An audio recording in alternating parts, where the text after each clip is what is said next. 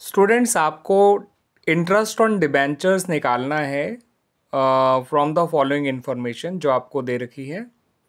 आपको सबसे पहले डिबेंचर्स दे रखे हैं 10% डिबेंचर्स जिनकी प्रीवियस ईयर वैल्यू है ₹3 लाख और करंट ईयर वैल्यू है ₹5 लाख। और फिर आपको ये फॉलोइंग केसेस दे रखे हैं, आपको हर केस से रिलेटेड इंटरेस्ट ऑन डिबेंचर निकाल के दिखाना है। ठीक है स्टूडेंट्स, तो सबसे पहला केस तो यही है कि date of issue of debentures के बारे में कोई इन्फॉर्मेशन नहीं है। तो ऐसे में आपको इंटरेस्ट ऑन डिबेंचर की ओपनिंग वैल्यू पर निकालना है, यानी 3 लाख का 10% ₹30,000। केस 2 में कहा है कि डिबेंचर साल की शुरुआत की डेट में इशू हुए हैं। अगर डिबेंचर्स ओपनिंग डेट में इशू हुए हैं तो इंटरेस्ट आप क्लोजिंग डेट वाले डिबेंचर्स पर निकालिएगा, यानी 5 लाख का 10% 50,000। केस 3 में डिबेंचर साल के एंड में इशू हुए हैं, यानी क्लोजिंग डेट पे आप इंटरेस्ट निकालिए ओपनिंग डेट पे, यानी कि 3 लाख का 10% 30,000। अब डिबेंचर जो है केस 4 में जुलाई में इशू हुए हैं, तो 3 मंथ्स का ओपनिंग पे निकालिए और 9 मंथ्स का क्लोजिंग पे। 3 लाख का 10% 30,000 और 3 मंथ्स का निकालेंगे तो 7,500 आ जाएगा।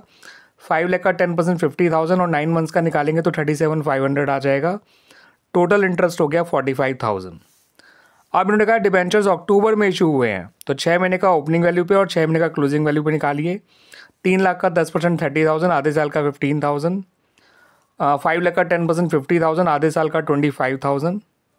दोनों जोड़कर हो गया स्टूडेंट्स 40,000। 6 केस में क्या है, डिबेंचर 1 जनवरी को इशू हुए हैं, तो 9 मंथ्स का ओपनिंग वैल्यू पे और 3 मंथ्स का क्लोजिंग वैल्यू पे निकालिए। 3 लाख का 10% 30,000, 9 मंथ्स का 22,500। 5 लाख का 10% 50,000 और 3 मंथ्स का 12,500। ये हो गया ₹35,000। ठीक है स्टूडेंट्स, ये अंडर वेरियस केसेस देखिए मैंने आपको इंटरेस्ट ऑन डिबेंचर निकाल के दिखा दिया है। इंटरेस्ट ऑन डिबेंचर जो है वो ऑपरेटिंग में प्लस किया जाता है और फाइनेंसिंग में माइनस किया जाता है।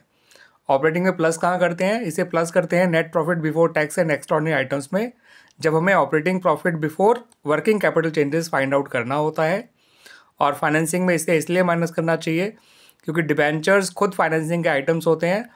ठीक है, फाइनेंस से रिलेटेड आइटम है डिबेंचर, और डिबेंचर का इंटरेस्ट जो है वो भी फाइनेंसिंग एक्टिविटीज़ को ही रिप्रेजेंट करता है। और ये फाइनेंसिंग एक्टिविटीज़ का आउटफ्लो होगा because interest on debentures company को पे करना पड़ता है टू द डिबेंचर होल्डर्स। यहाँ पर एक बात याद रखिएगा, अगर डिबेंचर्स के इशू होने के बारे में कोई इन्फॉर्मेशन नहीं है कि कब इशू हुए हैं, तो हम इसे यही मानते हैं कि डिबेंचर साल के एंड में इशू हुए होंगे, इसलिए हम ओपनिंग वैल्यू पे इंटरेस्ट निकालते हैं। ठीक है स्टूडेंट्स, क्लियर हो गया?